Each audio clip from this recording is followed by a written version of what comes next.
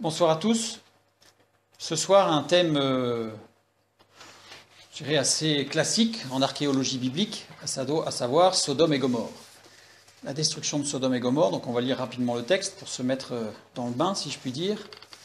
Et ensuite, nous allons voir ce qu'il en est dit, ce qu'on peut en dire, et ce qui est vrai. Et on va voir qu'il y a certaines choses qui corroborent et d'autres qui ne vont pas. Donc, j'ai intitulé Sodome et Gomorrhe, mythe ou réalité. Je vous propose dans un premier temps de lire le texte de Genèse chapitre 19. C'est Dieu qui parle à Abraham et qui dit « Car nous allons détruire ce lieu, donc Sodome et Gomorrhe, parce que le cri contre ses habitants est grand devant l'Éternel. L'Éternel nous a envoyés pour le détruire. » Et ensuite, dans Genèse chapitre 19, versets 17 à 29, donc la suite, après les avoir fait sortir, c'est-à-dire Lot, ses deux filles et sa femme, qui étaient dans les villes, et Dieu les a fait sortir pour les protéger suivant la prière d'Abraham, son oncle à Lot. Donc l'un d'eux dit, l'un des anges que Dieu a envoyés, « Sauve-toi pour ta vie », il parle à Lot. « Ne regarde pas derrière toi et ne t'arrête pas dans toute la plaine. Sauve-toi vers la montagne de peur que tu ne périsses. » Lot leur dit, « Oh non, Seigneur, voici, j'ai trouvé grâce à tes yeux, et tu as montré la grandeur de ta miséricorde à mon égard, en me conservant la vie. Et je ne puis me sauver à la montagne avant que le désastre m'atteigne, et je périrai. Voici, cette ville est assez proche pour que je m'y réfugie, et elle est petite. Oh, que je puisse m'y sauver. N'est-elle pas petite? Et que mon âme vive. Et il lui dit, voici, je t'accorde encore cette grâce, et je ne détruirai pas la ville dont tu parles. Hâte-toi de t'y réfugier, car je ne puis rien faire jusqu'à ce que tu y sois arrivé. C'est pour cela que l'on a donné à cette ville le nom de Tsoar. Le soleil se levait sur la terre lorsque Lot entra dans Tsoar. Alors l'Éternel fit pleuvoir du ciel sur Sodome et sur Gomorrhe du soufre et du feu de la part de l'Éternel. Il détruisit ces villes, toute la plaine et tous les habitants des villes et les plantes de la terre. La femme de Lot regarda en arrière et elle devint une statue de sel. Abraham se leva de bon matin pour aller au lieu où il s'était tenu en présence de l'Éternel. Il porta ses regards du côté de Sodome et de Gomorrhe et sur tout le territoire de la plaine. Et voici, il vit s'élever de la terre une fumée comme la fumée d'une fournaise. Lorsque Dieu détruisit les villes de la plaine, il se souvint d'Abraham et il fit échapper Lot du milieu du désastre, par lequel il bouleversa les villes où Lot avait établi sa demeure. Donc ça, c'est tout le texte qui présente la destruction de Sodome et Gomorrhe, avec le fameux passage de la femme de Lot qui s'est transformée en statue de sel. On va regarder vers la fin ce que cela signifie exactement. Beaucoup pensent que ce récit est un mythe. D'autres pensent qu'il s'agit d'une métaphore. Et d'autres encore qu'il s'agit d'une compilation déformée d'événements réels. C'est-à-dire qu'ils parlent que plusieurs villes ont été détruites dans des désastres, séismes, incendies, guerres. Et qu'en fait, Lot, pendant le récit de la destruction de Sodome et Gomorrhe, est un récit qui, dans la tradition orale, a compilé plusieurs destructions de villes pour arriver à un récit assez impressionnant, avec évidemment la colère de Dieu qui s'abat sur la ville. Cherchons à savoir où étaient bâtis Sodome et Gomorrhe. Première question qu'on va se poser, et on va voir que ça va être assez important de savoir où ont été bâtis Sodome et Gomorrhe. Sodome et Gomorrhe font partie de 5 villes de la plaine du Jourdain, qui sont nommées dans la Bible, puisqu'il y a Tseboïm, Adama, Tsoar et Sodome et Gomorrhe, donc 5 villes. Tout le monde s'accorde pour dire que ces villes se situent dans la dépression de la mer Morte.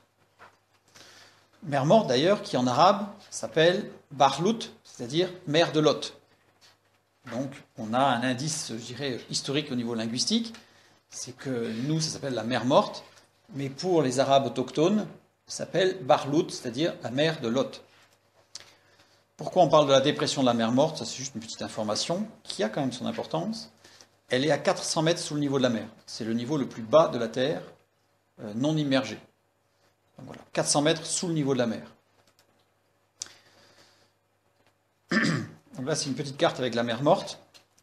Dans la vallée de Moujib, qu'on appelle Wadi Moujib, c'est une réserve naturelle, on y trouve une statue de pierre recouverte de sel. Ce n'est pas une statue de sel, c'est une statue de pierre recouverte de sel qui s'appelle la femme de Lot. Donc on voit qu'il y a plusieurs choses au niveau géographique qui laisse à penser, en tout cas, que tout le récit de Lot se situe autour de cette mer morte, cette dépression. La vallée de Siddim, qui s'appelle aussi.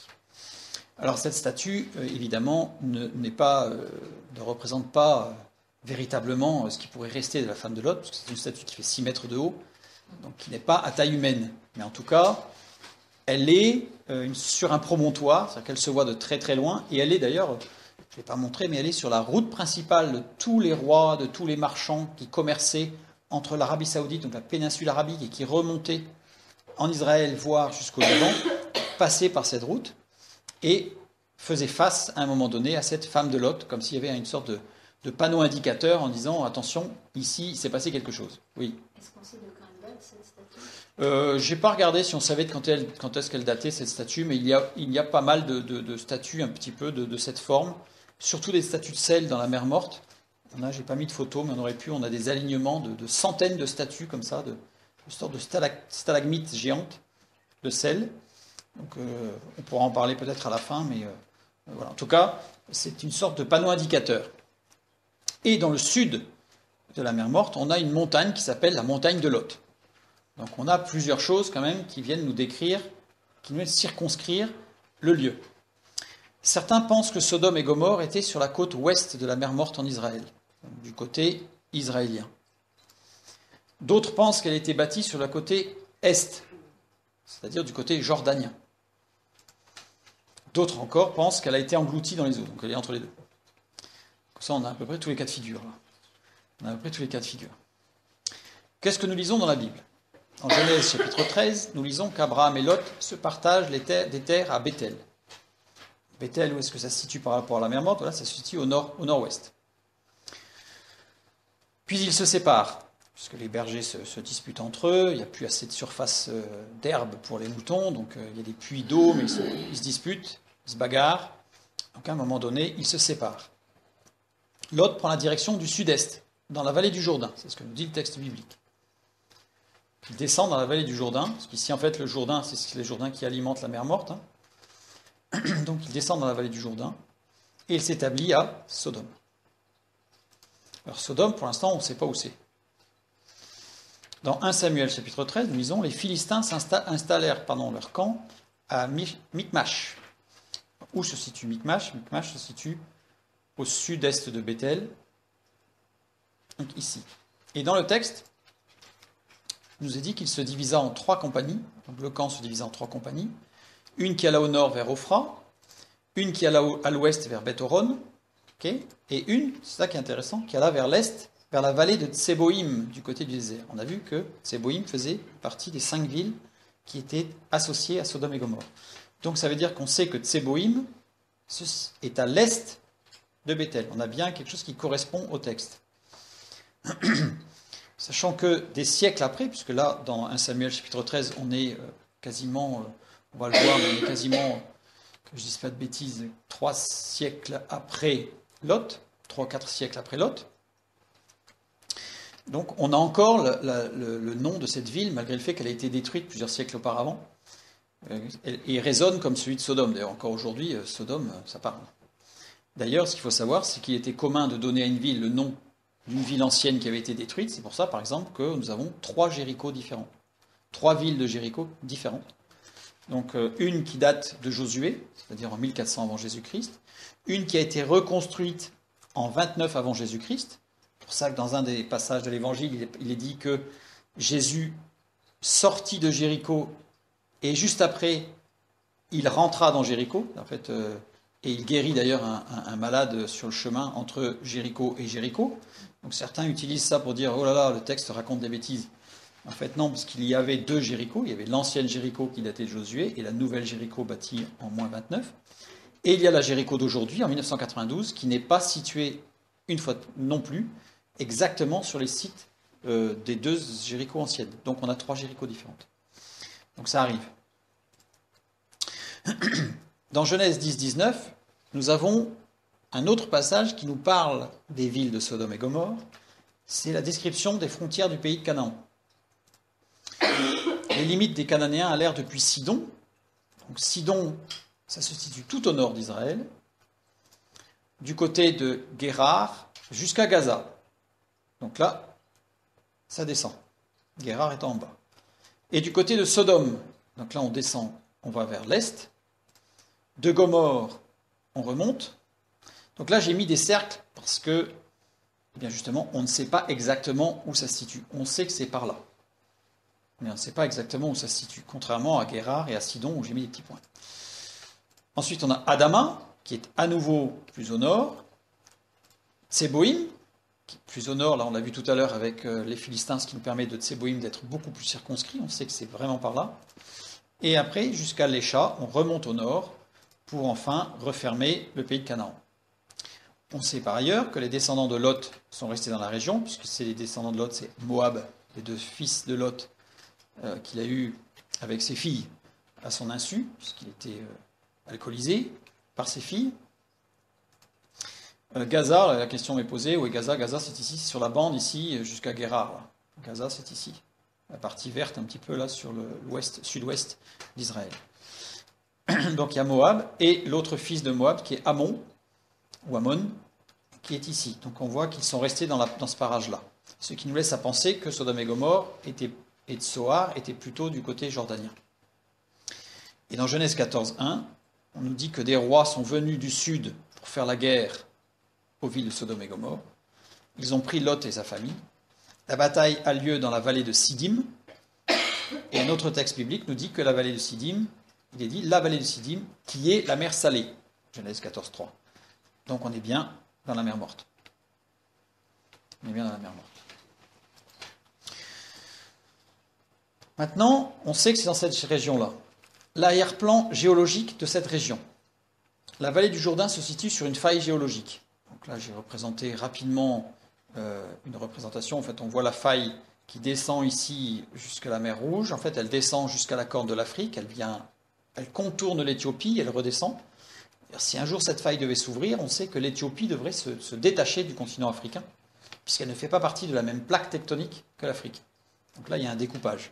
Cette faille qui remonte jusqu'à Jérusalem, qui remonte jusqu'au Liban, jusqu'en Turquie, et qui passe par le fameux mont des Oliviers à Jérusalem. Donc ici, on a des failles particulières, et on a plusieurs failles parallèles, juste dans la région de la mer Morte. Avec un gros plan ici, et une vue, on voit bien la mer Morte, elle se situe au milieu des montagnes, là, et on la voit bien la faille, au niveau géologique. Avec de nombreuses poches de gaz naturel. Ça va être important. Alors la théorie commune de destruction de Sodome et Gomorre, c'est-à-dire ce qui est communément accepté ou ce qui est dit de façon rapide, on dit qu'un séisme puissant le long de la faille, de cette faille, là, eh bien, a détruit les villes, les murailles se sont effondrées. Alors pour information, au XXe siècle, on a enregistré une dizaine de secousses sismiques assez fortes dans cette région. Ce qui laisse supposer qu'il y en a eu d'autres avant, et donc que ce n'était pas impossible. Bon, en tout cas, ce qui est dit, c'est que très souvent, il y a dû avoir un tremblement de terre. Les murs de la ville se sont effondrés, des poches de gaz se sont ouvertes, un feu domestique, puisqu'il suffisait que n'importe qui cuisine ou ait un feu quelque part, et la poche de gaz s'enflamme. Donc évidemment, un incendie immense se déclare et ravage les villes. Et on a l'explication du fait que la vallée soit 400 mètres sous le niveau de la mer, du fait de ces séismes-là qui auraient pu être consécutifs, au fur et à mesure des milliers d'années. On aurait pu avoir plusieurs séismes qui font qu'à un moment donné, cette faille se creuse, d'où cet enfoncement, comment se creuser à ce niveau-là. Avec libération de forces volcaniques, à partir du moment où on libère des poches de gaz, qu'on commence à monter en pression, on libère des forces volcaniques, et sachant qu'en particulier dans le nord-est, on a, bon c'est assez loin, mais on a quand même des restes volcaniques, donc, qui montrent que c'était possible. Jusqu'alors en dormance, c'est le long de la fracture, justement. Voilà. Et donc c'est un cataclysme avec tout un tas de choses, tremblement de terre, des poches de gaz qui éclatent, et des écoulements de lave. Ce scénario, très hypothétique, puisqu'on n'en a aucune preuve, c'est juste, on imagine, satisfait tout le monde. Alors ça satisfait tout le monde, ça satisfait les croyants. Pourquoi ? Parce qu'on a une explication cohérente vis-à-vis des athées. C'est-à-dire qu'en fait, on se dit, ouais, enfin, le texte n'est pas tout à fait mythique, voire mythologique, puisque il y a quand même une cohérence, donc on s'attache à ça, et puis on se dit, c'est valide, c'est valide. Les athées, eux, se satisfont totalement de cette explication, puisque c'est une explication qui n'engage aucune preuve de véracité des textes bibliques, qui reste mythique. C'est juste une adaptation de choses qui se sont produites. Donc tout le monde se satisfait de cette explication. Comme ça, tout le monde y trouve son compte, et on évite les conflits frontaux. Ce qui peut être pas mal, bien sûr, mais ça pose quelques soucis quand même. Mais ce scénario ne correspond pas du tout à la description biblique des faits. Alors on ne va pas regarder à fond, on va le regarder au fur et à mesure, mais juste quelques points qui sont très importants. Si je prends Genèse 19, 24, je prends qu'un verset. Alors l'Éternel fit pleuvoir du ciel sur Sodome et sur Gomorrhe du soufre et du feu de par l'Éternel. Fit pleuvoir, le verbe c'est matar en hébreu. Matar, qui est au radical ifil, donc un radical particulier, qui veut dire faire pleuvoir des morceaux. Souvent associé à la grêle, parce qu'à partir du moment où ce sont des morceaux de quelque chose qui tombe, donc du solide, c'est la grêle. Ce phénomène vient d'en haut et non pas d'en bas. C'est-à-dire qu'en fait, bibliquement, le texte nous dit que c'est arrivé par le haut. Rien n'est arrivé par le bas. Donc déjà, le fait de dire que c'est un tremblement de terre avec des écartements de poches de gaz qui se sont enflammés, tout ça, ça vient d'en bas. Ça ne correspond pas à la description biblique. En plus, ce verbe est conjugué au mode parfait. Mode parfait, ça veut dire que l'action est unique et instantanée. Or, s'il y avait eu tremblement de terre, il y a des répliques. Et là, on voit que dans l'explication qui nous est donnée, il y a tout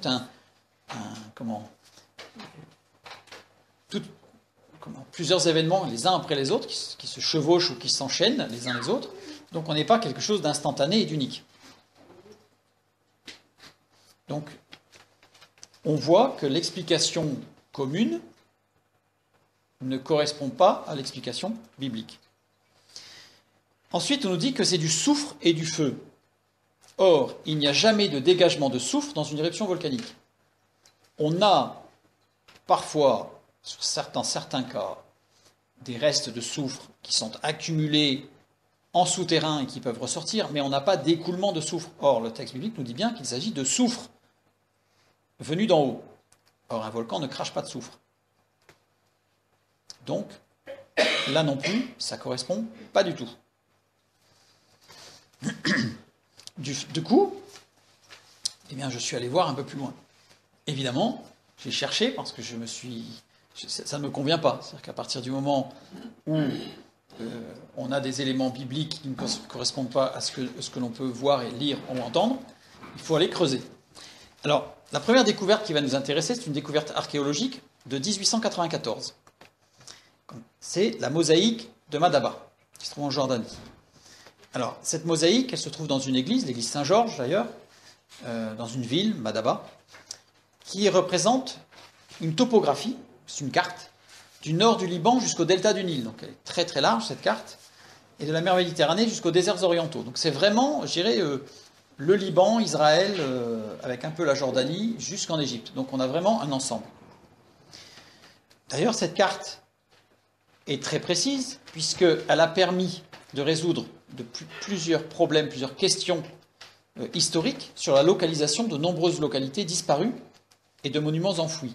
C'est-à-dire que c'est grâce à cette carte que l'on a retrouvé des villes qui n'existent plus, enfouies. Donc les archéologues se sont basés sur cette carte pour les retrouver, et elle a toujours été très juste.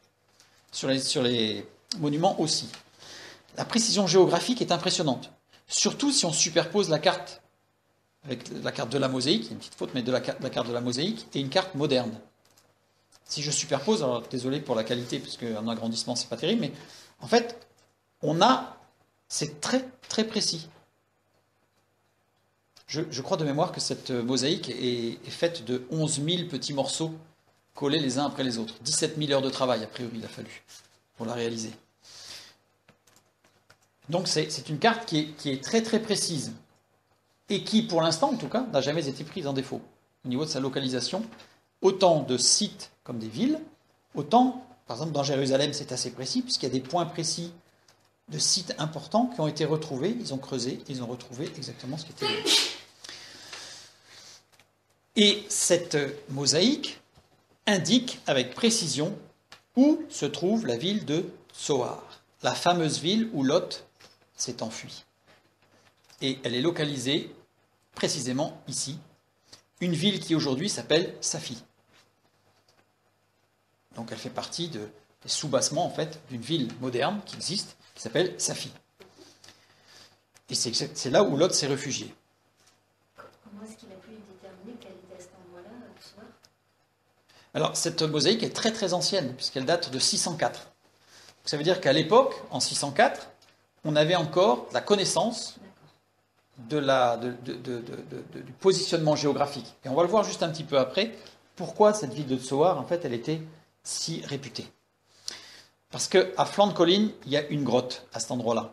Alors, il faut savoir qu'il y a des centaines de grottes dans cette région. Il n'y en a pas qu'une.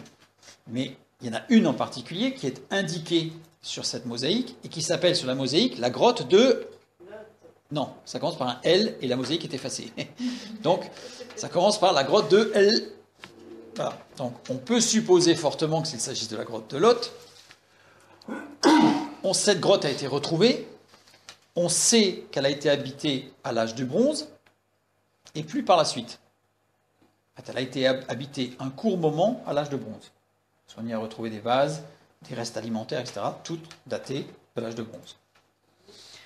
On a une église qui date de 604, justement, qui a été retrouvée sur le site grâce à la mosaïque de Madaba. C'est-à-dire que c'est Madaba qui, en citant la grotte de E, a envoyé des archéologues aller voir ce qui s'y passait, et ils ont déblayé, puisqu'elle était complètement enfouie, les restes d'une église sur laquelle il y a des écriteaux qui s'adressent à Saint Lot. Donc là, on a bien la correspondance entre la grotte de L et Lot. Sachant que cette grotte a été protégée parce que les moines en 604, pour protéger la grotte, l'ont murée. Donc nous, les archéologues ont démuré la grotte pour aller voir. C'est là qu'ils ont trouvé qu'il y avait des restes qui dataient de l'âge de bronze. Et donc cette grotte, en fait, on est quasiment certain, en tout cas, elle correspond exactement à la description que fait la Bible de Lot. Puisque, pour information, on va le voir juste après, Lot a vécu à l'âge de bronze. Évidemment. Les archéologues ont donc fouillé dans la région pour retrouver Sodome et Gomorrhe. C'est-à-dire qu'à partir du moment où on a pu retrouver Tsoar, ça veut dire qu'a priori, Sodome et Gomorrhe, on n'est pas loin. Sodome et Gomorrhe, on n'est pas loin. Ils ont retrouvé une ville gigantesque, détruite, qui s'appelle Bad-Edra. Bad-Edra, et une deuxième ville un peu plus au nord qui s'appelle Noumeira, qu'ils ont appelée Noumeira. Bad-Edra, à l'âge de bronze, c'était une ville fortifiée indépendante. C'est une ville très importante, énorme, avec des murailles énormes, parce on a des murailles qui font plus de 7 mètres d'épaisseur, sur 2 niveaux, c'est-à-dire qu'on a des murailles qui font jusqu'à 13 mètres d'épaisseur sur une base qui s'élève jusqu'à 7-8 mètres de haut. Et sur cette muraille, on a une deuxième muraille plus étroite qui fait de 7 à 4 mètres d'épaisseur, et qui peut monter encore de 8 mètres. Donc c'est une muraille qui pouvait faire jusqu'à 16 voire 20 mètres de haut. C'est une ville énorme. Énorme, imprenable. Donc Bad-Edra. On estime qu'elle comptait vers 1000 habitants, mais il y a d'autres comptes qui disent qu'elle comptait jusqu'à 15 000 habitants. Et ce qui est très impressionnant, c'est qu'entre ces deux villes, de Bad-Edra et de Noumeira, on a un cimetière. On a un cimetière qui compte 20 000 tombes. Et dans ces 20 000 tombes, voilà, c'est ce qui reste, mais chaque trou est une tombe. Et dans chaque tombe, il y avait plusieurs corps. Résultat, les archéologues ont dénombré 200 000 hommes, femmes et enfants enterrés. C'est le cimetière le plus grand du monde, qui date tous de l'âge de bronze. Ces villes se sont détruites à l'âge de bronze, tous les corps datent de l'âge de bronze, et ces villes n'ont plus jamais été habitées par la suite. Évidemment, ça nous rappelle Sodome et Gomorrhe. Non seulement la situation géographique est très proche de là où on pense qu'elles doivent être, et en plus, ce qui s'est passé semble correspondre. Tout date de l'âge du bronze, c'est ce que j'ai dit. Les fouilles montrent que la ville a été abandonnée soudainement à l'âge du bronze, c'est-à-dire que d'un seul coup, ça n'a pas été graduel, il s'est passé quelque chose qui fait que d'un seul coup, tout s'est arrêté. Une ville immense, florissante, s'est arrêtée net, a été détruite. Et que la ville a été entièrement brûlée. Donc on a une description qui correspond de plus en plus à Sodome et Gomorrhe. Tu dis que ce sont des tombes, mais des tombes, ça veut dire qu'il y avait des choses autour. Oui, il y avait des éléments funéraires, quelques éléments funéraires. Alors le problème, c'est que énormément de ces tombes ont été détruites par des pilleurs de tombes, parce qu'elles étaient accessibles. Donc ils ont surtout retrouvé des vases cassés, des poteries cassées, mais ce qui a pu dater, en fait, de façon sûre que ça date de l'âge de bronze. Et des squelettes. Des squelettes qui ne sont pas forcément posés de façon très religieuse. C'est-à-dire qu'en fait, elles sont plutôt entassées. Comme s'il avait fallu faire assez vite. Voilà. Sachant qu'il y a quand même 200 000 corps. Hein. Donc faire assez vite avec 200 000 corps, c'était un peu compliqué. Là, je vous montre une image en fait des vestiges d'un mur de briques de Bad Edra, donc il ne reste plus grand-chose. Hein. Il ne reste plus grand-chose. D'abord, c'est vieux, c'est très vieux. Et puis, ça a 5000 ans. Et deuxièmement, ça a été complètement détruit. Maintenant, on a eu une première découverte qui nous a amené sur la piste et qui nous a permis de découvrir, enfin qui a permis aux archéologues, en tout cas et à nous, de découvrir qu'il existe 2 villes importantes qui correspondent dans la description à Sodome et Gomorrhe, Bad Edra et Nouméira. Et une autre découverte très intéressante, donc là, la découverte n'a pas eu lieu en 2008, mais en 2008, ce texte qui a été découvert en de mémoire, je ne sais plus si c'est pas 1904, je ne suis pas sûr, on verra. En tout cas, c'est quelque chose d'ancien. Non, 1920, c'est ça, c'est dans les années 20, 1920. Un texte sumérien qui a été traduit. Alors voilà, c'est parti de ce texte, celui-là, c'est une tablette qui a été découverte par Henry Layard, donc un archéologue anglais. Voilà. Oui, 1894, donc c'est même avant, ça a été découvert vers 1860-70, vous voyez. Donc, et la tablette, d'ailleurs, est référencée, pour ceux que ça intéresse, qui veulent aller voir, qui a 85-38, dans la collection du British Museum. Donc cette tablette en forme de bol, parce que c'était en terre souple, qui était posée sur un bol, donc elle a la forme du bol sur lequel elle a été posée, mais ce qui est intéressant, c'est qu'elle date de l'âge de bronze, cette tablette. Et ce qui a été traduit, c'est de toute évidence un texte, on va voir que ce n'est pas vraiment un texte, mais ce qui a été écrit en tout cas, ce qui a été gravé sur cette tablette, vient d'un astronome sumérien qui décrit un événement céleste étrange. Il décrit ce qu'il voit. Il voit un objet traversant le ciel à très grande vitesse. De toute évidence, un astéroïde. Les détails sont suffisamment précis pour permettre de calculer sa trajectoire et sa vitesse. Puisque, sur le texte, il dit, en fait, lui, il habitait Sumer. Hein, donc, il dit qu'il a vu apparaître l'objet céleste dans telle direction, qu'il a traversé tout le ciel pour ressortir de l'autre direction. Et il décrit le temps que ça a mis, parce que c'est un astronome, donc il est un peu habitué, et 4 secondes et demie à peu près, pour traverser tout le ciel. Une boule de feu qui traverse tout le ciel en 4 secondes et demie. Donc, ce qui permet de calculer la trajectoire, parce qu'elle est très bien définie, la trajectoire et la vitesse. Cet astéroïde faisait 1 km de diamètre, approximativement. Vous allez dire, c'est énorme. C'est clair. Un impact avec un tel astéroïde peut être 30 000 fois plus puissant qu'une bombe nucléaire. Alors j'ai mis 30 000 fois, tout à l'heure on va voir que je vais parler de 16 millions de fois Hiroshima. 16 millions de fois Hiroshima, l'impact. Il faut imaginer ce que ça peut donner. Créant une boule de feu d'environ 100 km de diamètre. C'est à peine imaginable. L'impact a dû lever des débris sur des milliers de kilomètres. C'est ce qu'on se dit. Un énorme panache de fumée a recouvert la région du Levant, du nord de l'Égypte et du Sinaï. C'est ce qui est décrit dans la tablette.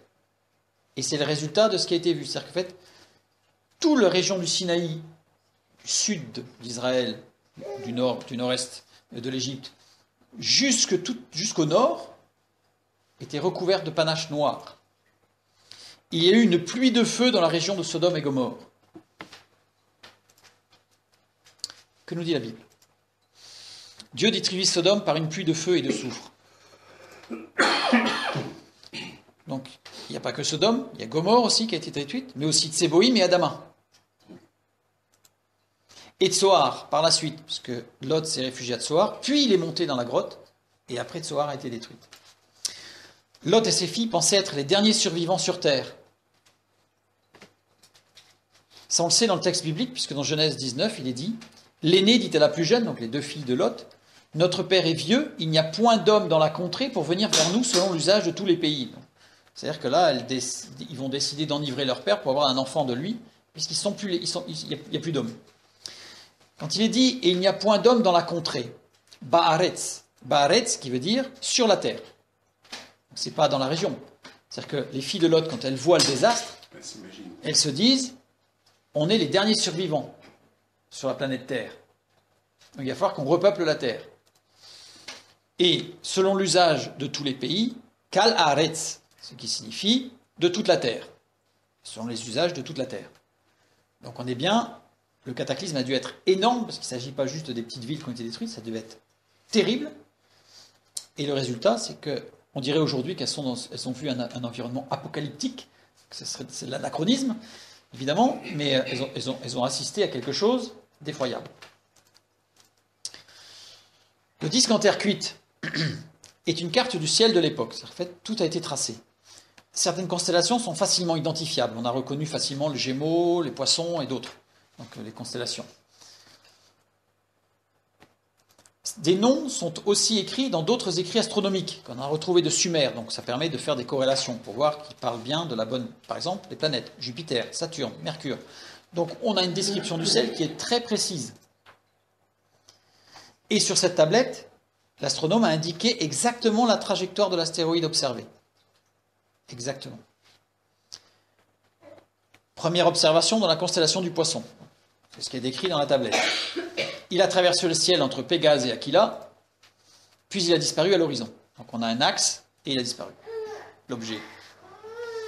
Temps d'observation, 4 minutes et demie, c'est ce que je disais tout à l'heure. Tout est si précis qu'il est encore possible de retracer la trajectoire de l'astéroïde. Il s'agit d'un astéroïde Atone. Qu'est-ce que c'est qu'un astéroïde Atone? C'est un astéroïde géocroiseur avec une trajectoire connue entre le Soleil, Vénus et la Terre.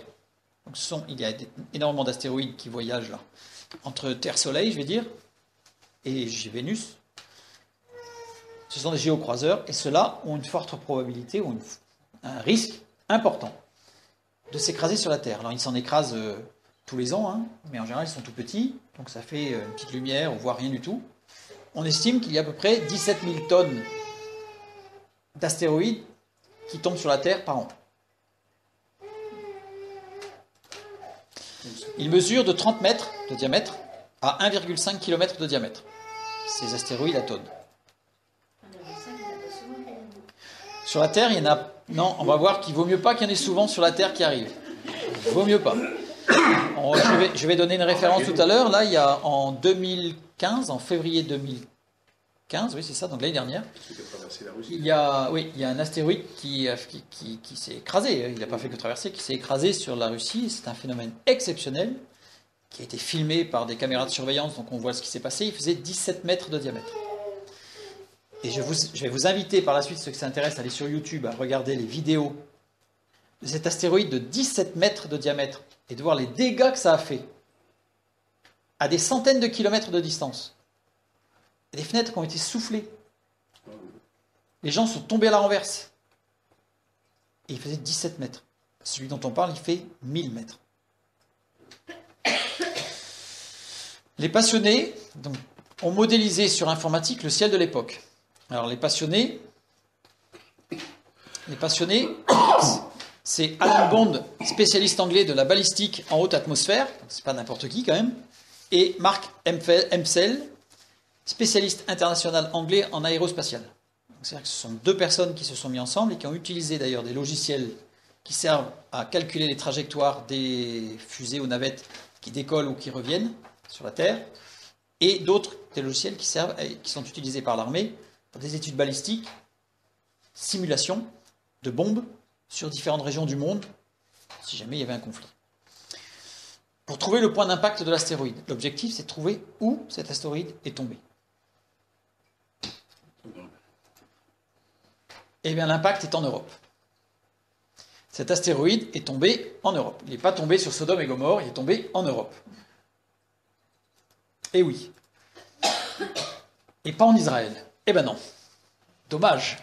Dommage, hein. Il est tombé exactement dans les Alpes autrichiennes. À Köfels. Voilà une photo de Köfels. Alors certains vont me dire, ah, on voit le cratère. Et je vais vous dire non. Ce n'est pas le cratère. C'est un effet du passage juste avant son explosion. Parce qu'en fait, elle ne s'est pas écrasée, elle a explosé en l'air. Cet astéroïde Hill. En général, un astéroïde explose avant de toucher le sol. Comme à Tunguska, en Sibérie, en 1908, par exemple, où là, on a un énorme astéroïde. Enfin, énorme, c'est 50 mètres. Énorme astéroïde qui a rasé 60 millions d'arbres. Voilà. Explosion de 5 à 10 km d'altitude. Donc, il a explosé à 10 km d'altitude.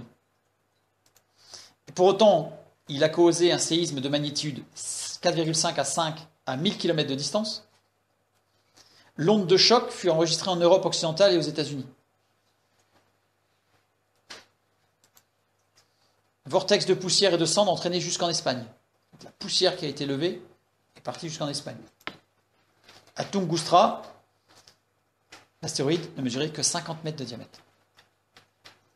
Là, on parle d'un astéroïde de 1000 mètres de diamètre. Compte rendu de l'université de Bristol, je ne vais pas tout le lire, j'ai mis quelques citations, je vais lire que ce qui est en gras, parce que c'est ce qui nous intéresse. L'astéroïde ayant une orbite proche de la Terre en résonance avec l'orbite terrestre, cette trajectoire explique pourquoi il n'y a pas de cratère à Köfel, parce qu'en fait, comme il était proche de la Terre, il n'est pas venu en frontal, il est venu en tangente, c'est-à-dire qu'il est venu juste sur le bord. Voilà. Donc il a rasé une montagne appelée Gamskogel, ce que nous avons vu. Il a arraché un sommet de la montagne en passant, complètement. Et en arrachant ce sommet de la montagne, eh bien, il a explosé. C'est pour ça qu'il n'y a pas de cratère. Mais il a arraché un morceau de montagne. Je crois que je ne sais plus si j'ai mis un morceau de 500 mètres. Enfin, 500 mètres sur 300 mètres de profondeur. Enfin, un bon morceau, quoi. Une boule de feu d'environ 5 km de diamètre. Et lorsqu'il a touché Köfel, il s'est créé une pression énorme qui a pulvérisé la roche et créé un éboulement. Et comme ce n'était plus un objet solide, puisque c'était plus que quelque chose qui avait déjà explosé, il n'y a pas eu de cratère d'impact, comme c'est d'habitude. Et le cataclysme biblique de Sodome et Gomorrhe est le résultat des répercussions de l'impact. C'est ce que nous allons regarder. Les astronomes ont recréé le scénario de la collision minute par minute, avec des logiciels astronomiques et militaires de simulation, comme je disais tout à l'heure. Survol de la Terre suivant une trajectoire basse, observée dans la région de Sumer et de la mer Morte. Donc on a repris exactement les informations données par la tablette. Entrée dans l'atmosphère de l'astéroïde de 1 km de diamètre au-dessus de la Grèce. Transformation en boule de feu en survolant l'Europe. Là, on est sur l'impact. Ensuite, explosion au-dessus des Alpes autrichiennes. L'explosion en elle-même a été l'équivalent de 16 millions de fois Hiroshima. C'est comme si on avait mis 16 millions de bombes atomiques de l'époque d'Hiroshima, parce que celles d'aujourd'hui sont plus puissantes qu'avant. Sans la radiation, il n'y a pas de radiation par contre. Par contre, le souffle est le même. Donc là, je mets de voir les vidéos sur justement en Russie, Chelyabinsk, en février 2015. Là, vous tapez astéroïde Chelyabinsk et vous allez avoir plusieurs vidéos avec vous allez voir, c'est très impressionnant. Très impressionnant. Et sachant qu'elle faisait que 17 mètres. Ça vous donne un peu une idée de ce qui ça a dû se passer. En explosant, cet astéroïde a dégagé, éjecté 1 milliard de tonnes de débris en l'air. 1 milliard de tonnes de cailloux qui sont partis en l'air. Ça devient... on peut même pas... c'est peut-être 2013, oui. Faut regarder, c'est peut-être 2013, parce que tout d'un coup... Non, je crois que c'est 2015, parce qu'en 2013, est-ce que c'était Poutine qui était au gouvernement? Parce que c'était Poutine qui était au gouvernement, c'est pour ça que je me rappelle. Mais je ne sais plus. Bref, en tout cas, cherchez, vous trouverez. C'est le cas de le dire. Donc 1 milliard de tonnes de débris qui sont partis en l'air et une éjection de soufre en très grande quantité. Au moins égale à 5 fois la quantité totale actuellement contenue dans l'atmosphère. Dans toute l'atmosphère terrestre.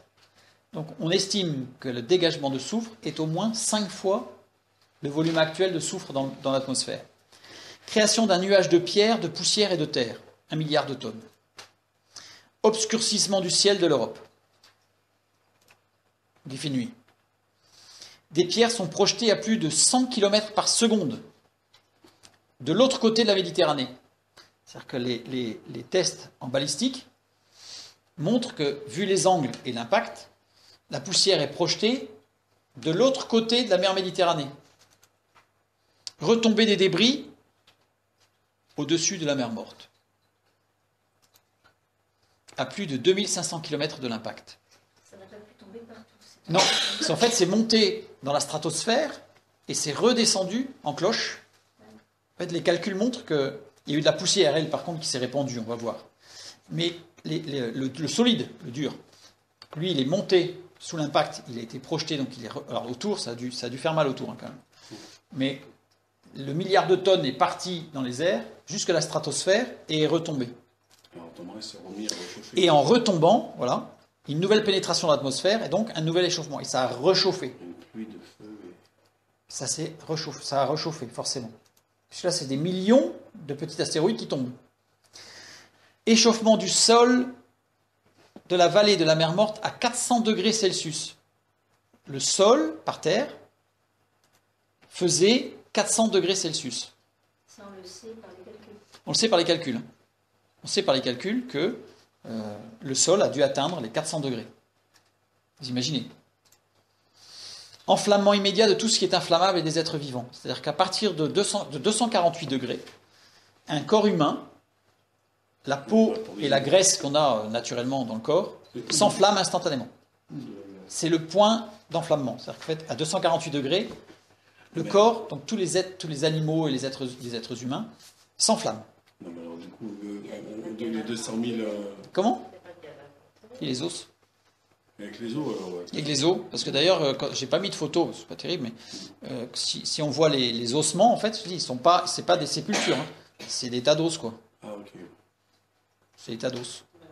Donc vaporisé, il reste plus que ça. Il ne restait plus que les os. Rien, non. Élargissement d'un épais nuage obscurcissant le soleil sur tout le bassin méditerranéen. C'est-à-dire qu'en fait, tout le bassin méditerranéen, la nuit. Nuit noire pendant plusieurs jours.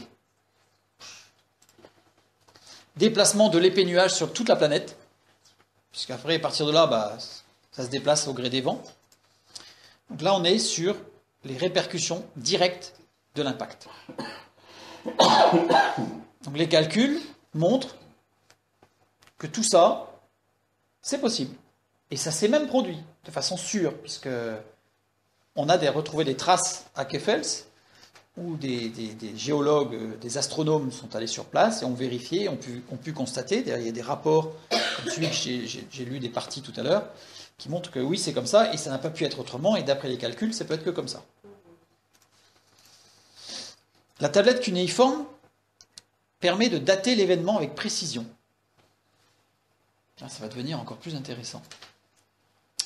Puisqu'en repositionnant les étoiles telles qu'elles étaient indiquées sur le planisphère sumérien, puisqu'elles étaient bien indiquées, si on les replace dans le ciel, il faut retrouver quel jour les étoiles avaient exactement cette position.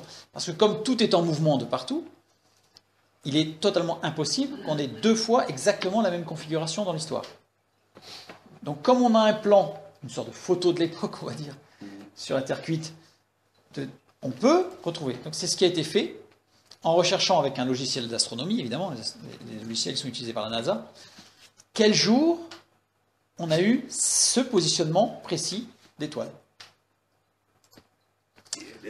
Et c'est le 29 juin 3123 avant Jésus-Christ à 4h30 du matin. C'est précis. C'est précis. Alors, rappelez-vous que le texte biblique nous dit que c'était au lever du jour que ça s'est produit. Vous voyez, donc la précision du texte biblique. On peut montrer non seulement que ce n'est pas dans les environs, c'est que c'était très tôt le matin, puisque ça s'est produit à 4h30 du matin, donc le temps à 100 mètres par seconde, je ne vous raconte pas, c'est-à-dire que 20 minutes après, ça y est, c'était fini. Hein. Donc c'était au lever du matin, au petit matin, que tout ça, ça s'est produit. Mais alors le problème, voilà, là on est confronté à un autre problème. J'aime bien les problèmes. J'aime bien les questions. C'est que, bibliquement, dans la Bible, Lot n'a pas vécu en 3123 avant Jésus-Christ. Lot a vécu en 1700 environ avant Jésus-Christ. On a un décalage sérieux quand même. Petit aparté sur le temps et sur la datation. Je suis obligé de faire. Alors je vais résumer au plus simple, parce que c'est quelque chose de très complexe. On va faire quelque chose de simple. Depuis Einstein, donc c'est pas très vieux, hein. Depuis Einstein, on sait, il est reconnu, voilà, c'est acquis, que le temps est lié à la lumière. Alors il y a une fameuse formule, hein, voilà, que je mets, c'est-à-dire que la mesure du temps, le delta t, est égale à quelque chose dont on a la vitesse de ce qu'on veut mesurer, et la vitesse de la lumière, c'est le petit c. Donc, on le sait. On sait que la vitesse de la lumière est constante à un instant donné dans tout l'univers. C'est-à-dire que on ne dit pas, quand on dit la vitesse de la lumière est constante, on ne dit pas que la vitesse de la lumière a toujours été constante, parce qu'il nous manque un bout de la phrase en fait. On dit que la vitesse de la lumière est constante à un instant donné dans tout l'univers. C'est-à-dire que c'est la même dans tout l'univers, là à l'instant où je parle. Mais la vitesse de la lumière n'a pas été constante dans l'histoire. Alors on le sait, et d'ailleurs, la fameuse théorie du Big Bang le dit clairement, même si cette théorie du Big Bang, on l'a déjà vu, n'est pas valide, dans le sens où elle ne tient pas par rapport aux données scientifiques. Mais peu importe, en tout cas, pour nous, là, ce soir, ce qui est important, c'est que ça gêne personne de dire qu'au moment dans la théorie du Big Bang, la lumière, au départ, était infiniment plus rapide qu'aujourd'hui. Mais dans mon petit calcul de la loi de la relativité, là, si la lumière est infiniment plus rapide, ça veut dire quoi? Ça veut dire que l'écoulement du temps a infiniment varié par rapport à maintenant. Donc, le temps ne s'est pas toujours écoulé à la même vitesse. 4 secondes 30. Comment? 4 secondes 30. Ah, attends. Le temps ne s'est pas toujours écoulé à la même vitesse. On sait, d'un point de vue des lois de la thermodynamique, que des lois de freinage, de décélération, des lois de frottement, etc., dès qu'il y a quelque chose qui varie dans un ralentissement, dans une loi thermodynamique, on a une règle des lois exponentielles inverses. Pour ceux qui connaissent, je donne sans pâture. Pour les autres, on passe. Ça veut dire que, si je fais simple, le temps que j'appelle le temps scientifique égale une fonction du temps biblique, c'est-à-dire qu'une fonction exponentielle, donc il y a une traduction à faire en fait. Parce que ça veut dire que le temps biblique est un temps réel, mais si je mesure le temps, il y a un décalage. Je vais vous donner un exemple. Un petit graphique qui va simplifier les choses. Parce que là, c'est compliqué. On a le temps. Sur l'axe des abscisses, c'est en bas, à l'horizontale, appréciation ou lecture du temps. En vertical, on a la vitesse de la lumière. La vitesse de la lumière, dans tous les calculs de datation, on considère que la lumière, la vitesse de la lumière a été presque constante. En fait, on sait qu'elle a ralenti, mais on considère qu'elle ralentit très très peu. Donc voilà, elle ralentit tout doucement. C'est la droite verte. On sait que la vitesse de la lumière n'a pas été comme ça, parce que la vitesse de la lumière, elle a plutôt ralenti comme ça. Donc elle était infiniment forte au départ, et puis elle a réduit. Maintenant, je prends un événement réel, quelque chose qui a eu lieu. Voilà. Il a eu lieu réellement, au moment où il a eu lieu, la vitesse de la lumière était ici. C'est-à-dire ce que j'appelle CE. Voilà. La vitesse de la lumière de l'événement en question.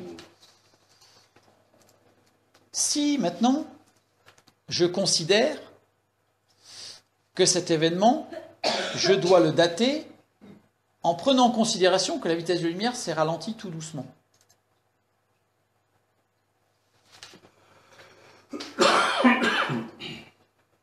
Je vais lire ce temps-là.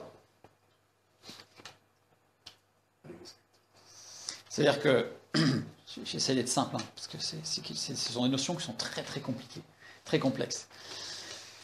Alors pour les puristes, s'il y a des astronomes qui m'écoutent, qui vont me dire « Oui, mais il y a un problème énergétique ». Je sais qu'il y a un problème énergétique, je ne vais pas parler de la résolution de ce problème ce soir, ce n'est pas le sujet, mais peut-être qu'un jour on en parlera. Parce qu'il y a moyen de le résoudre, ce problème énergétique. En tout cas, si je prends un événement qui a eu lieu à ce moment-là, et je vais prendre un exemple, je vais prendre par exemple au hasard le déluge. Si je prends le déluge, qui est daté bibliquement de moins 2280, le temps lu va être de moins 4500.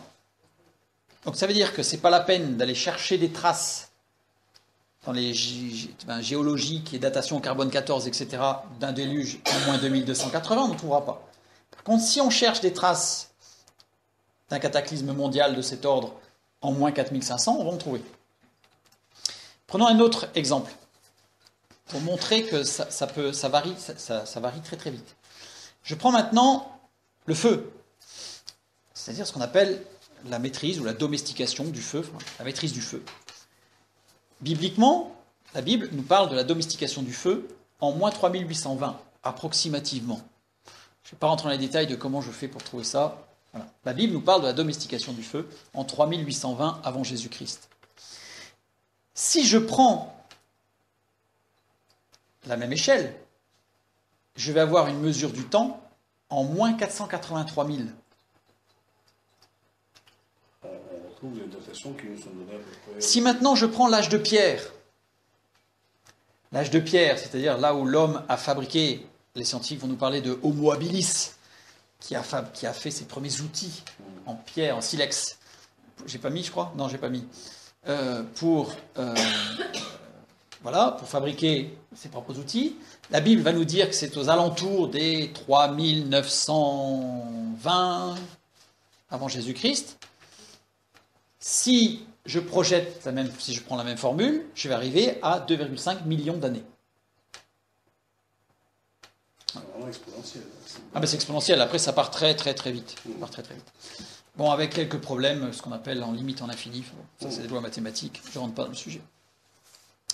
Une remarque tout de même, c'est que ce décalage de lecture des datations ne s'effectue que sur les éléments subissant un mouvement, c'est-à-dire sur les lectures astronomiques, puisque ce sont des planètes qui bougent, ou sur la radiométrie par exemple, c'est-à-dire si une désintégration nucléaire, il y a du mouvement de particules, donc tout ce qui est lié au mouvement est lié à une différence de lecture du temps. Je préfère dire une différence de lecture. Voilà, une différence d'échelle de lecture par rapport à la vitesse d'écoulement de la lumière et donc à la vitesse d'écoulement du temps, cette perception du temps. Voilà. Je ne vais pas rentrer plus dans le détail, ça nous amènerait trop loin. Quelques exemples pour montrer l'intérêt de cette lecture, cette double lecture, je dirais. L'âge de bronze. Dans Genèse 4, 22, il nous est parlé de l'âge de bronze, elle est située en 2580 avant Jésus-Christ. La science nous dit que l'âge de bronze, c'est environ 3000 avant Jésus-Christ. Si je prends la formule, je retrouve exactement la même chose. Le sceau royal d'Ézéchias. Ézéchias, c'est un roi qui a vécu, qui est donné dans la Bible, et on a retrouvé un sceau royal dans une ville en Israël, d'Ézéchias, avec la frappe du roi Ézéchias. Donc on sait qu'Ézéchias a existé, il n'y a pas de problème. Dans 2 Rois 18,5, et la Bible nous dit que ce roi a vécu en 700 avant Jésus-Christ. La science a daté le sceau d'Ézéchias d'environ 1200 avant Jésus-Christ. Donc certains vont nous dire « Ah, il y a un problème là ».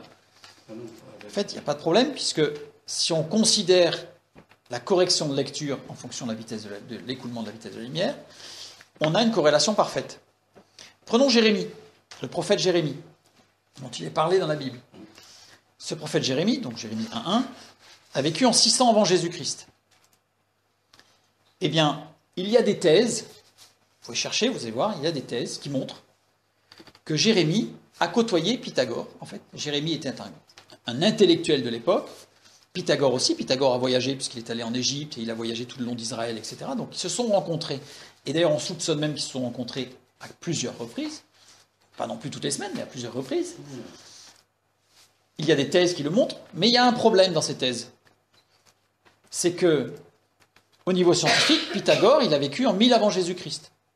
Alors, on a des thèses qui montrent, des thèses littéraires, qui montrent de façon quasi certaine que Jérémie et Pythagore ont échangé des idées et des pensées, puisqu'il y a des prophéties de Jérémie qui reprennent des idées pythagoriciennes, et on a des théories pythagoriciennes qui reprennent des textes de Jérémie.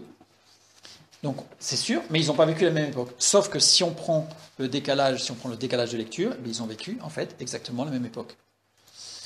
Je prends un dernier exemple, parce que je pourrais en prendre à foison, mais je prends un dernier exemple, c'est Néhémie. Néhémie, qui a vécu en 430 avant Jésus-Christ, eh bien, il est quasiment certain qu'il a connu Socrate ou Platon, parce que Socrate n'a rien écrit, Platon n'a fait que écrire ce que Socrate avait dit. Donc, alors, il y a des doutes, parfois certains disent que Socrate, c'est peut-être Platon qui a pris le nom de Socrate pour éviter d'être en première ligne, enfin, peu importe. Mais en tout cas, les thèses montrent que Néhémie et Socrate se sont rencontrés, eux aussi, à plusieurs reprises. Sauf que, là encore, il y a un problème, puisque Socrate, il a vécu en 700 avant Jésus-Christ. Donc il y a un décalage. Sauf que si on prend le décalage de lecture, il n'y a plus de décalage. Voilà. J'aurais pu prendre des tas d'exemples, et ça marche à chaque fois. La formule, elle s'applique quoi? Bon, là, j'ai pas écrit la formule parce qu'elle est un peu compliquée. Et puis, bon, ça reste... c'est mes petits calculs. Et puis, bon, cette formule que j'ai établie, en fait, est une formule, je dirais, qui n'a pas de preuve. C'est-à-dire que même si mathématiquement, elle a tout un circuit de raisonnement et de mise en place, elle n'a pas de preuve, je dirais, comme quoi c'est la vérité. Donc, je ne dis pas que c'est la vérité, mais en tout cas, ce qui est très, très intéressant, c'est qu'elle correspond tout le temps. Je reviens à notre petite étude ensemble sur Sodome et Gomorrhe.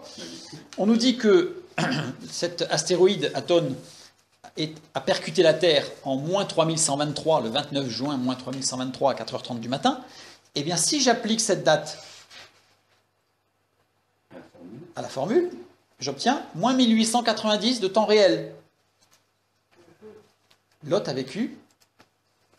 On ne connaît pas la date de naissance de Lot, ni son âge à sa mort. C'est-à-dire qu'il y a plusieurs personnages bibliques, on nous dit son père avait tel âge quand il est né, il est mort à tel âge, etc. Donc là, moi, je me suis amusé à faire une généalogie biblique avec tous les noms et les âges. Lot, on ne sait pas, ça ne nous est pas donné. Il y a des éléments qui nous sont donnés qui nous disent que, je crois que je l'ai mis, ouais, c'est ça. Les généalogies donnent une naissance pour Lot entre 1966 ans et 2081 ans après la création. Ça, c'est pas daté par rapport à Jésus, évidemment. Soit entre moins 1950 et moins 1840 par rapport à Jésus. Comment on le sait? Parce qu'en fait, il nous est dit que le grand-père de Lot a enterré, que le père de Lot a enterré son grand-père, et que Lot est né, il avait connu son grand-père. Donc en fait, par rapport à des comptes comme ça, on arrive à trouver un intervalle assez petit quand même, de l'ordre du siècle, 90 ans, où on est, bibliquement, on sait que Lot est né dans cet intervalle de temps. Ce qui correspond, puisque ici, on est à moins 1890, et là, voilà, on est entre les deux. Et à l'époque, les gens vivaient à peu près combien de temps? Alors, à l'époque de Lot, Abraham a vécu 175 ans. Mais Abraham était un cas particulier. Donc, globalement, les gens vivaient 80-100 ans, quoi. Parce que tu dis qu'il était environ 1700 avant Jésus-Christ, donc... Oui, mais ça, c'est ce que j'ai dit, le 1700 avant Jésus-Christ, c'est ce qu'on reconnaît habituellement sans faire de calcul. Les gens disent, voilà, si vous prenez des ouvrages, vous allez voir, c'est environ 1700 avant Jésus-Christ. Je me suis pas, ça m'intéresse pas le environ 1700 sans rien. Donc je suis allé chercher, et j'ai fait tous mes petits comptes, mes petits tableaux Excel là, pour faire des calculs dans tous les sens, et j'ai trouvé un intervalle où de façon certaine, je peux affirmer que dans la Bible, c'est dit que Lot est né entre moins 1950 et moins 1840. Voilà. Projet de 90 ans quand même. Je reviens sur notre catastrophe de Sodome et Gomorrhe. Donc maintenant, elle est localisée et elle est datée. Mais a-t-on d'autres traces de la formation d'un épais nuage se déplaçant dans l'atmosphère? Parce que c'est quand même énorme ce qui s'est passé. Nous, on aurait pu croire à ce qu'on appelle l'hiver, tu vois.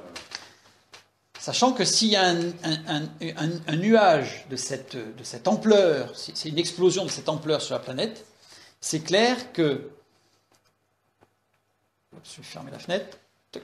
Il est clair que d'un point de vue mondial, il y a eu des répercussions. Alors, on a un monsieur qui s'appelle Lonnie Thompson. Lonnie Thompson, c'est professeur de l'université de l'État d'Ohio aux États-Unis. Alors, je vais quand même mettre un peu son pédigré parce que c'est quand même pas n'importe qui. Donc, c'est un paléoclimatologue américain, professeur à l'université, distingué à l'école des sciences de la Terre à l'université d'État de l'Ohio. C'est la référence mondiale au niveau d'université pour la paléoclimatologie. Il a obtenu une reconnaissance mondiale pour ses forages et analyses des carottes de glace, des glaciers et des carottes glaciaires dans les régions tropicales et subtropicales du monde. Lui et sa femme dirigent le groupe de recherche sur la paléoclimatologie du noyau glacé au centre de recherche polaire BIRD. C'est pas n'importe qui. C'est la référence mondiale de paléoclimatologie. Ce monsieur donc a étudié de très nombreuses carottes de glace qu'il a lui-même été chercher et elles sont toutes stockées à l'université de l'Ohio d'ailleurs. Donc il a été au Pérou, au Tibet, au Groenland, en Antarctique, partout. Partout où on peut trouver de la glace, il est passé. Alors pourquoi les carottes de glace? Pour ceux qui ne le savent pas, la glace enregistre les changements climatiques en emprisonnant tout ce qui se trouve dans l'atmosphère au moment où elle gèle, et en particulier de petites bulles d'air. Dans toutes les glaces, il y a des petites bulles d'air. Ce qui fait que quand on les décongèle, on peut relever la petite bulle d'air et analyser l'air qu'il y avait à telle époque. Voilà. Donc tout ça, c'est conservé dans des chambres froides. Toutes les carottes de glace. On peut ainsi connaître la température et le climat plusieurs milliers d'années en arrière. Une carotte de glace retirée du sud du Pérou a particulièrement intrigué Lonnie Thompson et son épouse, surtout lui, donc au Pérou. À sa base, donc la carotte elle faisait 30 mètres de long. Donc ils utilisent des techniques de forage pétrolier pour aller chercher des carottes, elle faisait 30 mètres de long d'épaisseur. Il y avait une couche épaisse, donc à sa base, à 30 mètres, il y avait une couche épaisse de restes de plantes parfaitement conservées, recouverte d'une couche de gel. Parce que le gel, en fait, a une particularité par rapport à la neige ou à la glace, c'est que les cristaux ne sont pas les mêmes. Donc ça veut dire que c'est quelque chose qui a gelé très vite. Les cristaux ne sont pas les mêmes. Par comparaison, cette couche spécifique existe partout sur la planète. Il a vérifié dans toutes les carottes de glace, de tout ce qu'il a prélevé sur toute la planète, et il s'est rendu compte qu'à la même date, il y a le même phénomène. Un gel subit qui a recouvert toute la végétation. À chaque fois âgé de 5200 ans environ. Datation réalisée au carbone 14. Carbone 14, marge d'erreur. Alors la marge d'erreur annoncée par la datation au carbone 14 sur une date de 5000 ans, c'est plus ou moins 100 ans. Sachant qu'on sait que le carbone 14 est sujet au décalage de lecture, ce que j'ai expliqué tout à l'heure. Donc si je prends 5200 ans, c'est-à-dire soit entre 3050 et 3200 avant Jésus-Christ. Tout à l'heure, on était à moins 3123. Datation de l'astéroïde. Ici, on est sur un changement climatique mondial qui se situe entre moins 3050 et moins 3250. Ainsi, ce qu'on sait, parce que maintenant c'est sûr, ça c'est sûr, hein, c'est M. Thomson qui l'a établi, c'est reconnu. Donc vers 3150 avant Jésus-Christ, je prends la moyenne des deux, entre les deux dates extrêmes, pour la moyenne, donc, vers. Les prairies nord-américaines se retrouvent subitement sous la neige, alors que c'était un climat, c'était une prairie verte, il y avait de l'eau partout, c'était formidable. Donc laissant place au désert du Colorado, des Mojaves, du Grand Bassin. Les prairies richement irriguées de l'Afrique ont été subitement asséchées, laissant place au désert du Sahara. Tout ça s'est produit à la même période. Les forêts tropicales du Chili se sont retrouvées sous une couche de gel et de neige, laissant la place au désert d'Atacama. Les plaines richement irriguées de la péninsule arabique se trouvent subitement sous le gel, laissant place au désert d'Arabie. Les riches plaines de Mongolie sont détruites par un gel subi, laissant place au désert de Gobi. Le continent australien est aussi touché par une vague de grand gel, laissant place au désert de Simpson et de Gibson. J'ai pris quelques exemples, mais j'ai relevé, je crois que c'est une quarantaine de déserts qui sont apparus. Alors quand on dit désert, ce n'est pas forcément désert chaud, on a des déserts froids. Par exemple, aux États-Unis, le désert du Grand Bassin, c'est un désert froid. donc de glace.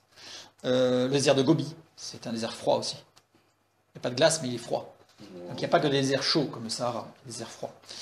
En fait, il y a eu une modification climatique mondiale exactement à l'âge de bronze, à ce moment-là. Un peu comme on dirait l'hiver nucléaire en cas de fusion. Et à chaque fois, des peuples, des cultures, des civilisations ont disparu. Évidemment. Évidemment, vous prenez des Indiens en Amérique, des Amérindiens qui vivaient sous les tropiques, et puis du jour au lendemain, il fait -5 pendant 3 mois, c'est sûr qu'ils ne survivent pas. Ils ne survivent pas. Revenons au texte biblique. Genèse 19, 24. Alors l'Éternel fit pleuvoir du ciel sur Sodome et sur Gomorrhe du soufre et du feu de par l'Éternel. Pleuvoir, on a dit que c'était matar. Matar, radicalifil, ce qu'on a vu tout à l'heure, faire pleuvoir des morceaux, souvent associés à la grêle. Conjugué au mode parfait, c'est-à-dire que l'action est unique et instantanée, ce que nous avons vu tout à l'heure. Ici, si je reprends ce texte, je sais qu'un demi-milliard de tonnes de débris s'abattit du ciel dans la vallée de Siddim. Les Siddim, c'est la mer morte, Sodome et Gomorrhe. Donc de Sodome et Gomorrhe dans le sud jusqu'à Tséboïm dans le nord. Donc ça vient bien du ciel. Hein. La température de l'air atteint plus de 250 degrés en 1 seconde. Les calculs ont montré que le sol, lui, il est monté à 400 degrés, mais l'air est monté à plus de 250 degrés en 1 seconde. 1 seconde, c'est-à-dire qu'on n'a même pas le temps de se rendre compte de ce qui se passe, on s'enflamme comme une torche humaine. Donc c'est bien quelque chose qui est instantané et qui est bien tombé du ciel.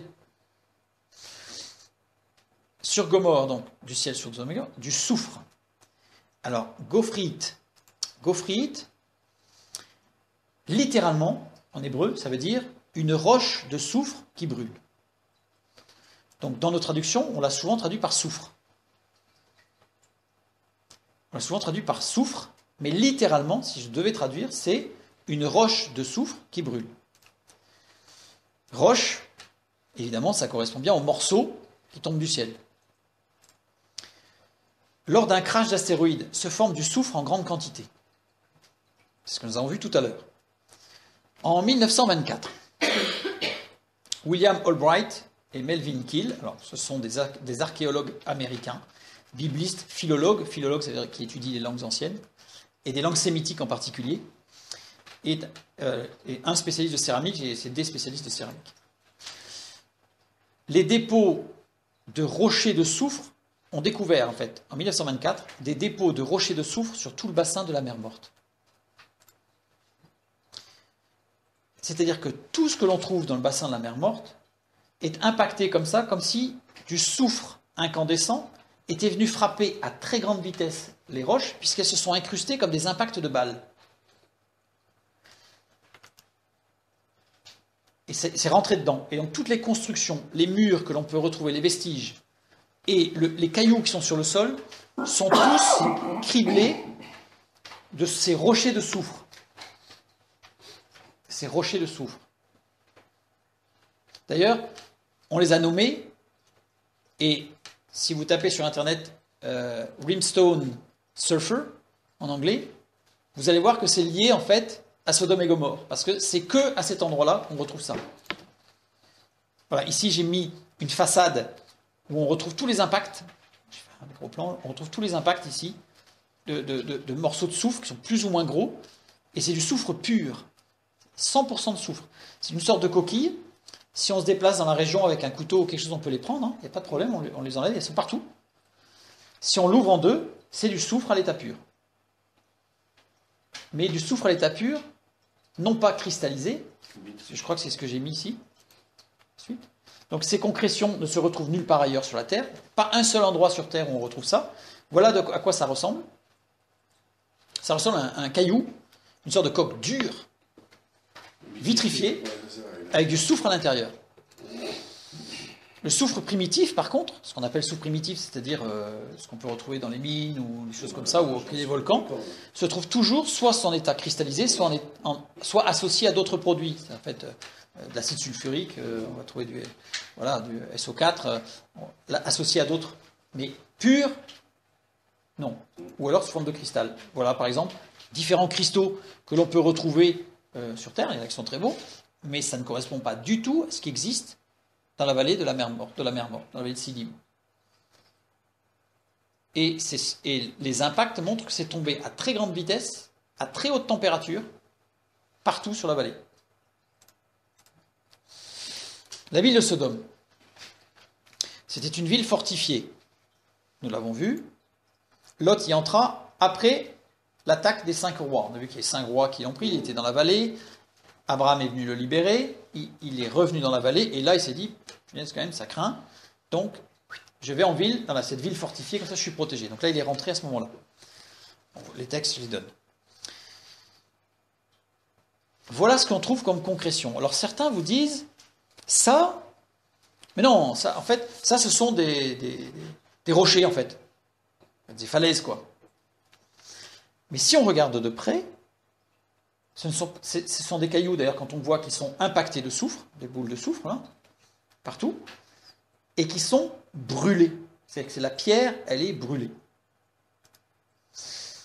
Et ça nous rappelle fortement les constructions à double rempart, comme ça. On voit le premier rempart très épais de 13 mètres, et le deuxième, moins épais, en hauteur, avec ici une plateforme où il y avait des habitations. Cette ville était construite près d'un cours d'eau, ou sur un cours d'eau. Beaucoup de villes, à l'âge de bronze, toutes les villes, se bâtissaient près de l'eau. Donc on retrouve des paysages comme cela, et si on regarde bien, en fait, on a le lit de la rivière. Tout simplement. Et on retrouve des temples cananéens. Alors vous allez me dire, ouais, voilà, sachant qu'il faut imaginer que c'est plat, hein. C'est un désert, c'est plat. Et d'un seul coup, vous avez des monticules, vous avez des murailles qui se séparent, vous avez une grande plaine, et d'un seul coup, vous avez des tas de murailles qui font tout un énorme espace, qui en fait étaient plutôt les murailles de la ville. Ici, si je fais un zoom sur cette partie-là, ici, qu'est-ce qu'on y trouve? Les emplacements des piliers en bois de soutènement. Parce que curieusement, tous les trous ont la même taille, tous les trous sont espacés de façon régulière, et tout autour. Donc, si c'était purement naturel, c'est pas possible. On sait très bien que d'un point de vue naturel, il peut y avoir de l'érosion, il peut y avoir plein de choses, mais pas des lignes horizontales superposées, parfaitement parallèles, de trous qui ont tous les mêmes dimensions et qui sont espacés de tous de la même côte. Donc on sait très bien, sachant qu'on sait qu'à l'époque, les zigouras étaient construits de cette manière-là. Voilà. Un autre monticule que l'on peut retrouver ici. C'est du soufre? C'est pas du soufre, c'est de la pierre incrustée comme de balles, comme de petites balles qui vont de la bille jusqu'aux balles de ping-pong, voire de tennis, qui sont incrustées dedans, mitraillées quoi. Mitraillées. Et tout fut brûlé à très haute température. On a des exemples ici, quand on prend au niveau d'un mur, enfin, ce qui était un mur, si je fais un zoom, on y trouve ceci. C'est de la pierre. Hein. C'est de la pierre fondue. C'est de la pierre fondue qui a suivi les flammes, en fait. Donc c'est d'une très très grande violence. Et là, regardez, on voit les flammes, en fait, qui montent et qui ont tout fondu. Pourquoi? Parce qu'on va le voir juste après, mais déjà du soufre qui brûle, c'est à très haute température. Si vous faites l'expérience, imaginons que vous alliez dans cette région et que vous récupériez des petites billes de soufre, vous pouvez les récupérer, il y en a partout. Vous les cassez et vous mettez le feu au soufre, très facile. Vous mettez le feu, ça s'enflamme tout de suite. Ça fait une petite flamme bleue, là, mais très très chaude. Si vous mettez ça dans une cuillère, en métal, la cuillère, elle a un trou. Alors certains disent, ah ouais, mais non, mais tout ce soufre, c'est parce qu'à l'époque, les gens utilisaient le soufre comme combustible. Honnêtement, je ne sais pas si vous avez déjà fait brûler du soufre, mais alors l'odeur, je ne vous raconte pas, on n'appellerait pas ça la vallée comme le jardin de l'Éternel, hein, parce que ça sent l'œuf pourri, c'est abominable. Hein. Donc s'ils utilisaient ça comme combustible, bonjour la ville. Hein. Donc on voit bien que ça ne tient pas. Ce soufre, en fait, il vient d'en haut. Donc la destruction de Sodome et de Gomorrhe, au début de l'âge de bronze, a été provoquée par la chute d'un météorite d'1 kilomètre de diamètre, donc là, on le sait, qui a entraîné la projection d'1 milliard de tonnes de débris, la formation d'un épais nuage de poussière, provoquant un changement climatique planétaire. On estime par des calculs que cette explosion a fait chuter la température moyenne de la planète de 6 degrés. Aujourd'hui, on vous parle du réchauffement climatique et que c'est une catastrophe parce que la température moyenne risque de monter de 0,5 degrés. Sachant que quand on dit catastrophe, ça veut dire niveau de la mer, ça veut dire cataclysme, ça veut dire tempête, ouragan. Imaginez ce qui s'est passé à ce moment-là. 6 degrés. Des parties du monde se sont retrouvées sous les glaces, d'autres parties du monde se sont transformées en désert aride. On a vu tout à l'heure.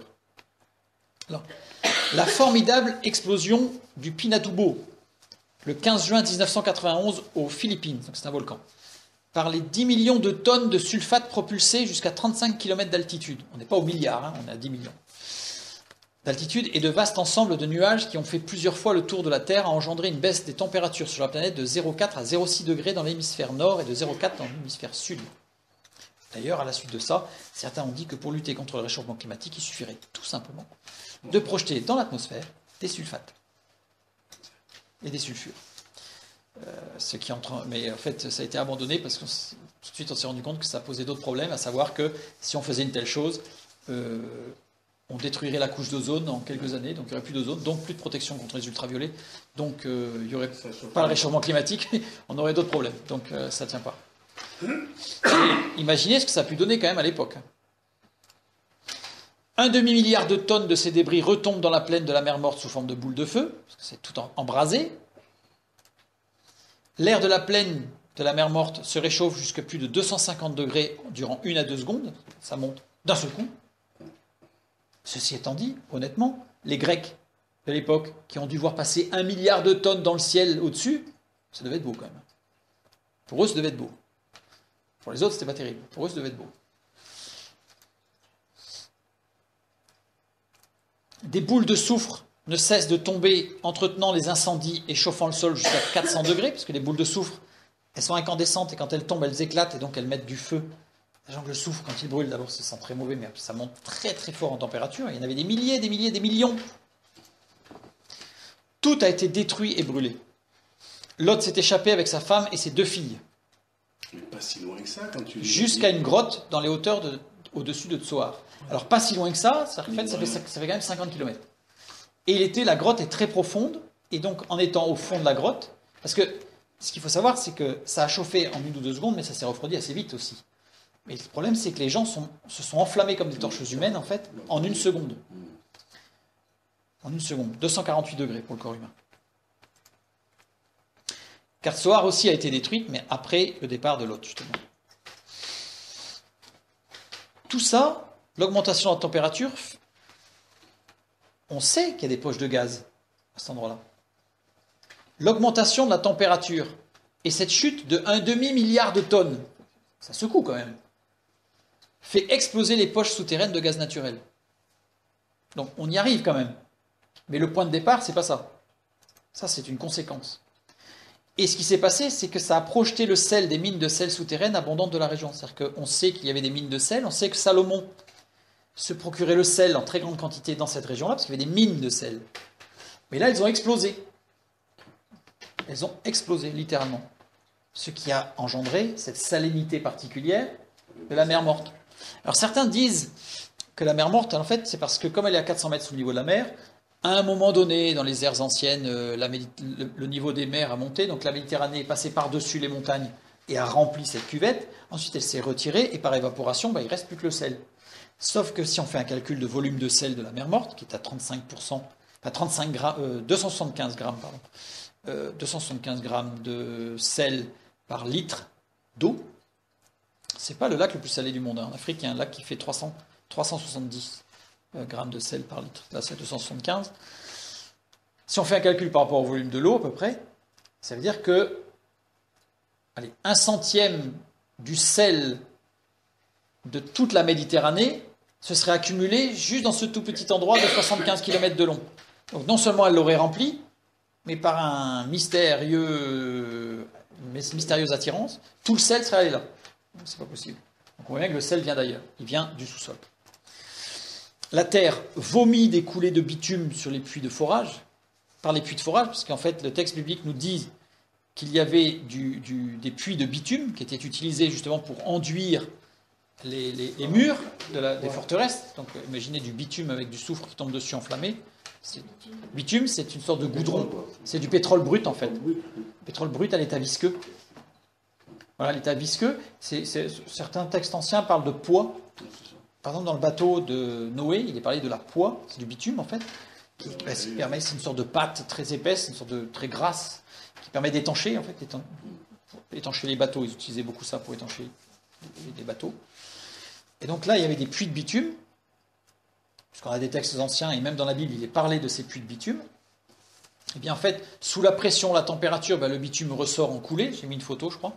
Donc voilà ici, donc là c'est une coulée de bitume, donc il y a plein de cailloux, il y a tout qui ressort. C'est pour ça que j'ai employé le verbe de vomir. C'est vraiment quelque chose où ça ressort de façon pâteuse. C'est un peu comme une lave basaltique, mais ce n'est pas de la lave, c'est du bitume. Sachant que ça s'enflamme très très bien et ça brûle très longtemps. Et ça monte très haut en température aussi. Donc ça, on cumule.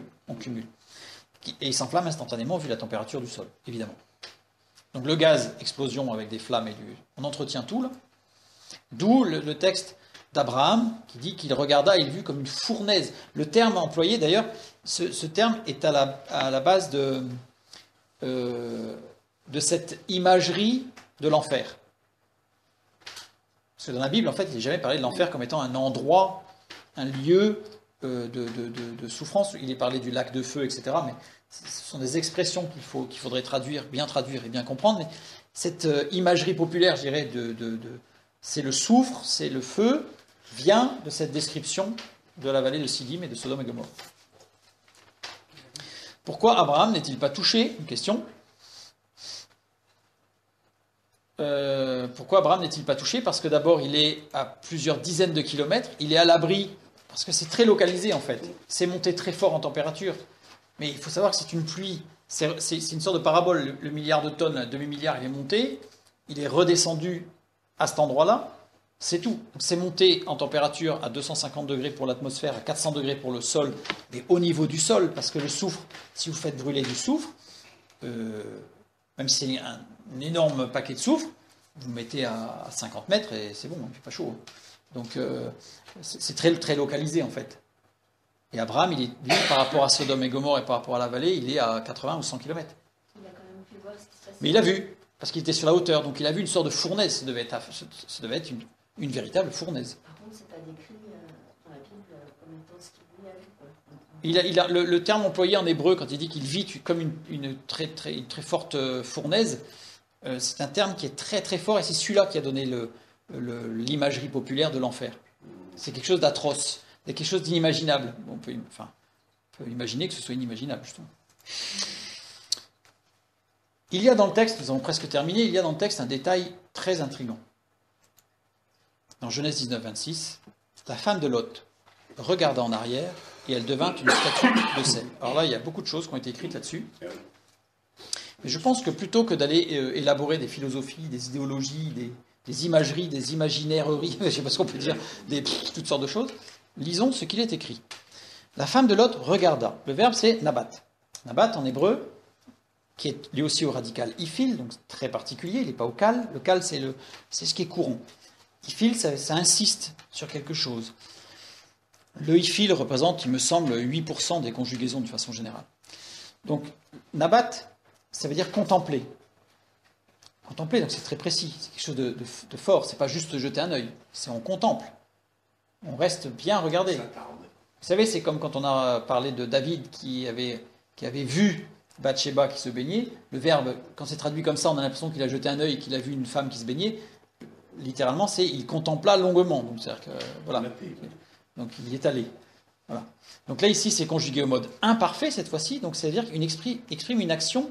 C'est l'inverse de tout à l'heure. Tout à l'heure, on a vu du parfait, instantané et unique. Là, c'est une action prolongée, inachevée et continue, répétée. Donc plusieurs fois, elle s'est retournée. Plusieurs fois, elle contemplait. Plusieurs fois, elle devait regretter en fait. Parce que ce n'était pas encore arrivé. Parce qu'ils étaient sur le chemin.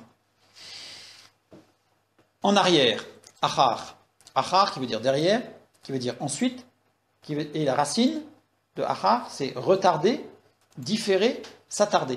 Donc ça veut dire que non, elle ne faisait pas juste un coup d'œil par-dessus l'épaule, tel que c'est traduit, on a l'impression, elle regarda juste un petit coup d'œil. Non, elle s'est retournée, elle retardait la marche, elle différait le moment de partir, elle s'attardait longuement, puisque c'est au radicalifile, donc elle s'attardait longuement sur cette contemplation de ce qu'elle était en train de perdre, ou de ce qu'elle pensait perdre, parce qu'elle risquait plutôt de gagner la vie. Et ensuite, elle devint une statue de sel. Statue, Netzib. Netzib, en hébreu, formé de deux noyaux biconsonantiques de base. C'est les premières, Nun Sadeh, tout ce qui est élevé ou s'élève très haut, quelque chose qui s'ouvre comme une fleur. Et la deuxième partie, racine onomatopée, qui traduit un hurlement de douleur ou un cri de souffrance. Et le sel, Mélach. Mélach, tout ce qui est amené jusqu'à son terme, partie élémentaire, donc c'est-à-dire pulvérisé. La femme de Lot était derrière. Elle ne cessait de regarder, et certainement avec remords, parce que tant que ça n'avait pas commencé, parce que c'est en une seconde, donc ça s'est fait très très très vite. Donc ça veut dire qu'elle regrettait certainement. C'est pas dit dans le texte. Je pense qu'on peut le comprendre comme ça assez facilement. Elle avait du remords, elle regrettait, elle s'attardait, elle différait au moment de partir. Elle a été prise dans l'effet du cataclysme. Une poche de gaz s'est ouverte sous elle, parce que la description montre qu'elle fut projetée en l'air, puisque ils ont traduit par une statue de sel, parce qu'à cet endroit-là, comme je l'ai dit tout à l'heure, il y a énormément de monceaux de sel, en fait, qu'on appelle les femmes de Lot. Voilà. Et bien souvent, les traducteurs, quand ils sont face à un texte qu'ils trouvent bizarre, par exemple, projeté en l'air, c'est bizarre. Aujourd'hui, on peut peut-être le concevoir. Je pense qu'un moine qui a traduit au IIIe siècle la Vulgate en latin et qui s'est retrouvé face à ça, voilà. C'est comme dans Genèse 1, 21, quand il est dit que les grands monstres marins, et Dieu créa les grands monstres marins, en hébreu, c'est Tanaïm. Tanaïm, littéralement, ça veut dire grand reptile à sang-froid. Alors, il est évident qu'un moine du IIIe siècle, grand reptile à sang-froid, ça ne voulait rien dire. D'ailleurs, il ne savait même pas qu'il y avait du sang. Alors, c'est déjà mal parti. Donc il a traduit par grand monstre. Voilà. Et c'est resté comme ça, malheureusement. Parce qu'aujourd'hui, si on devait traduire littéralement, Dieu créa les grands reptiliens à sang-froid. Voilà. Si on veut être très précis, on pourrait même dire les grands reptiliens poikilothermes. On pourrait employer le terme qui va bien. Fermons la parenthèse. Donc en tout cas, elle fut projetée en l'air, et elle s'enflamma instantanément en poussant un cri d'horreur et de souffrance. Il faut imaginer. Et elle s'est ouverte comme une fleur. Ça veut dire qu'en fait, elle a été pulvérisée. Elle fut réduite en poussière, littéralement pulvérisée. C'est-à-dire qu'elle a juste eu le temps comment le cataclysme est arrivé, elle a juste eu le temps de hurler, parce qu'elle a été projetée, elle a hurlé et c'était terminé. Elle a été pulvérisée. Prise dans cette explosion cataclysmique de ce qui s'est passé. Les ethnologues, voilà, ça c'est pour décrire ce qui s'est passé pour la femme de Lot. Les ethnologues parlent de la mémoire collective. Ils aiment beaucoup parler de la mémoire collective. Les ethnologues, c'est ceux qui étudient les peuples. Et pour eux, une preuve ethnologique d'un fait, c'est quand la mémoire collective se rappelle de ce fait. C'est-à-dire que ça a marqué les esprits et que on retrouve ce fait dans plusieurs peuples, dans plusieurs, c'est dans une région, mais dans toutes les tribus, etc. Un fait est avéré comme étant à base véritable, vrai, si la mémoire collective l'a gardé. Si on n'a qu'un seul peuple qui en parle, alors on est plutôt de l'ordre du mythe et de l'imaginaire. Les ethnologues nous disent que le récit de la destruction de Sodome et de Gomorrhe ne se trouve que dans la Bible. Ce n'est pas les ethnologues d'ailleurs qui le disent. Ce sont les gens qui parlent de l'ethnologie. Vous allez voir pourquoi je fais une nuance.